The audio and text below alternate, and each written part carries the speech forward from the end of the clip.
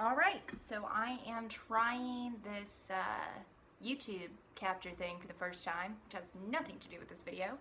This video is for projectors and having to do with burnout. I should probably become a member of some of the other human design groups so that all of my videos don't end up being about answering projector questions, or maybe not. So, projectors and burnout. I'm going to be honest, this is a subject that drives me crazy. And this is why. It's like people who are in the human design world / projector world of human design seem to have become obsessed with avoiding burnout. And I get it, like nobody should live in burnout, and projectors are certainly more susceptible to getting themselves into burnout because of the nature of the way the world works and what systems are in place, right?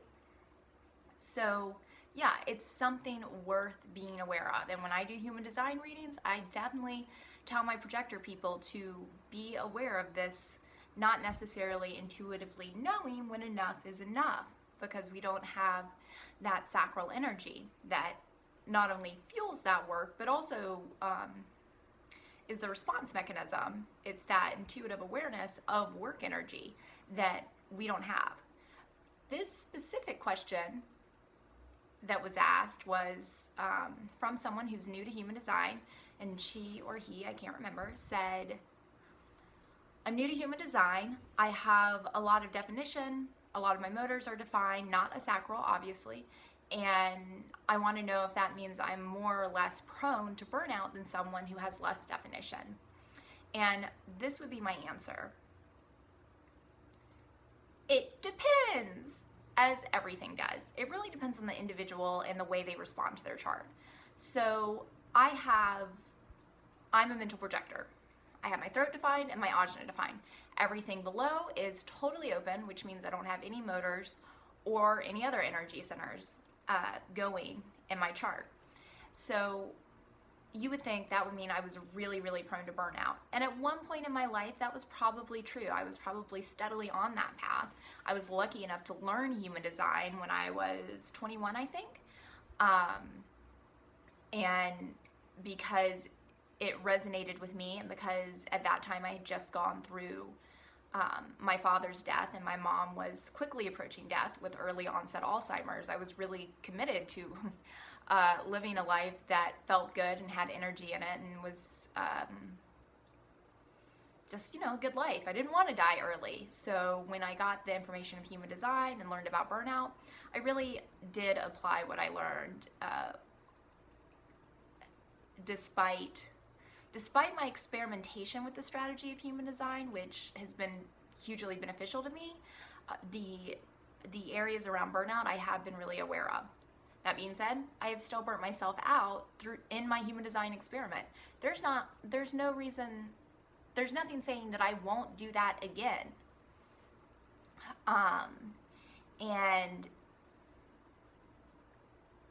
so let's talk about the burnout. I had a text message come in on my phone, and that was distracting to me.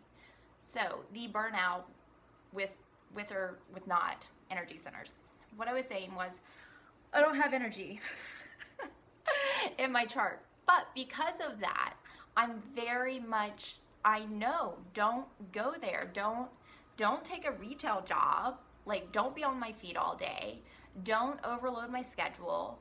Don't hire someone to help with cleaning if I can. Like, don't take on responsibilities that take a lot of work energy.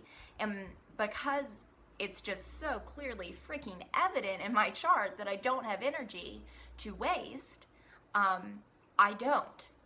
So in that way, I almost think being a mental projector makes me less prone to burnout, because I'm not gonna like play quick and loose with it, if you know what I mean.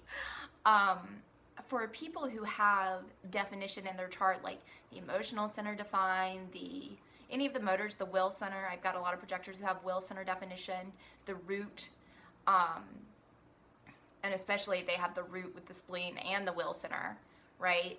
That is a design that I actually think is more prone to burnout than my own design. And the reason is because they have the will center. So there's a willfulness there in the will center, and it is a motor. And there is a little bit of that competitive nature to the will center. And also, they have that root going, which is giving more energy. So there may be times where they really are feeling a lot of energy, and the sacral's not defined. So like every other projector, there's not an innate awareness when enough is enough. And then the spleen's defined. So when the spleen is defined, what I have found over and over again is people in my life who have defined spleens are susceptible to burnout because they have this natural feeling good in their body. So they're not sensitive to when their immune system is kicking down really early, or their burnout. So I see with them, they don't get sick that often, right? But when they do get sick, it seems to just wipe them out bad. And I think it's just an awareness thing. Where we don't have definition, we gain wisdom.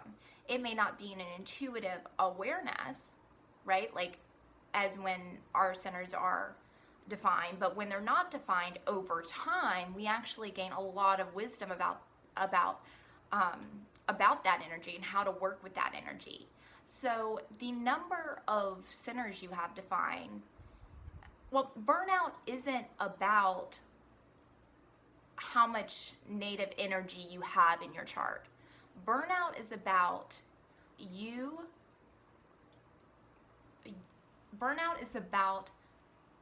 how you engage into work and how you make decisions. So if you're a projector, recognition and invitation is really important. Sometimes you're not going to do that exactly the right way, and maybe that's gonna put you in an awkward position sometimes, but I always say, like, experiment. It's better than following rules. It's the only way you're gonna get to know your specific design, right? We all have unique designs. There's no blanket statement that I could really give anyone. But so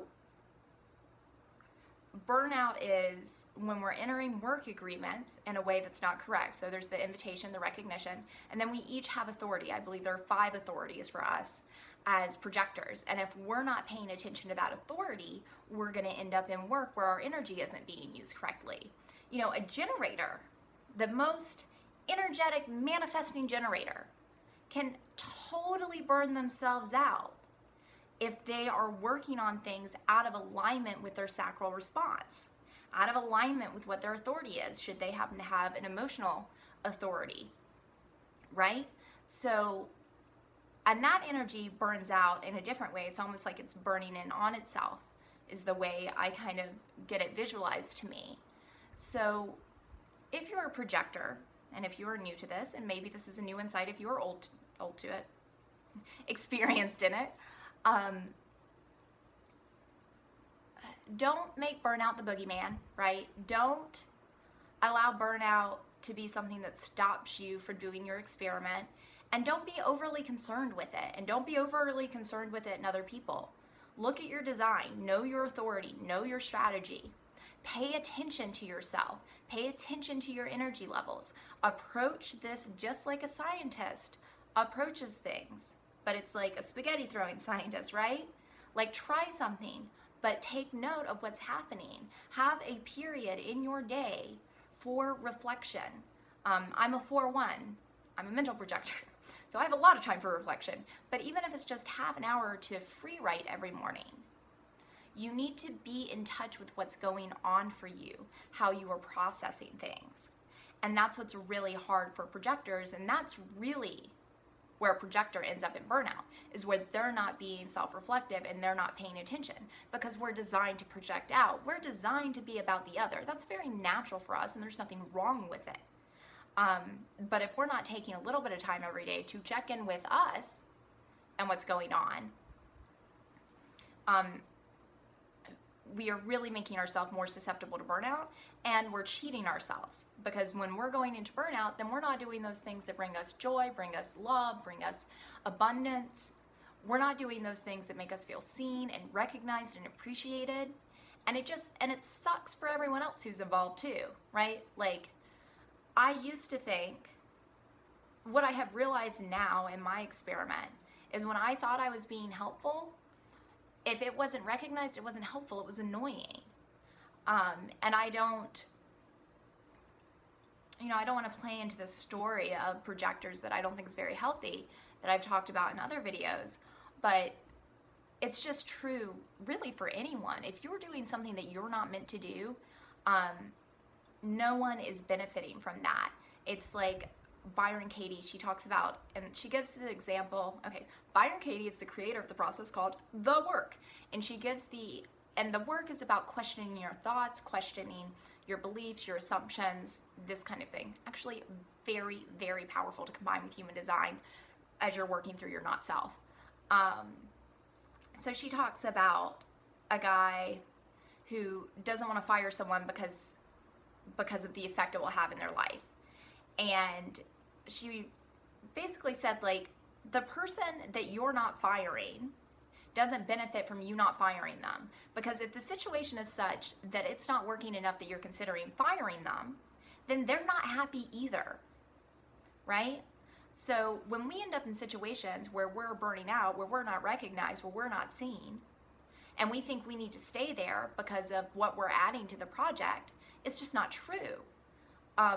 It probably on the receiving end of us being there doesn't feel good either. And they may not be able to put their finger on it, right?